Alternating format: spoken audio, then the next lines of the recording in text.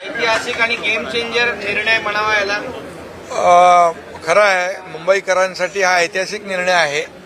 कारण गेले अनेक वर्षापासून ओसी नसलेल्या इमारतींमधील रहिवाशांना अनेक अडचणींना सामोरं जावं लागत होतं आणि त्यामुळे जवळपास 20,000पेक्षा जास्तीच्या इमारती ओसी नसलेल्या इमारती असल्यामुळे त्यांना मालमत्ता कर असेल, पाणीपट्टी असेल, रहिवासीमध्ये पाणीपट्टी, निवासीमध्ये डबल आणि वाणिज्यमध्ये 4 पट.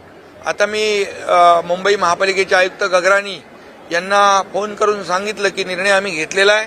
पाणीपट्टी तात्काळ या ठिकाणी जी दुप्पट आपण निवासीकडून घेतो ती जी नियमानुसार सिंगल घेतली पाहिजे ती या ठिकाणी घेण्याच्या सूचना आम्ही दिल्या. भातखळकरजी मी फोन केला त्यांना आणि त्याबरोबर या सर्व इमारतींचा पुनर्विकास करण्यासाठी शासनाने निर्णय घेतलेला आहे आणि ओसीची प्रक्रिया जलद गतीने करण्यासाठी जे नियोजन करणं आवश्यक आहे ते नियोजन करण्याचा निर्णय नगरविकास विभागाने घेतलेला आहे.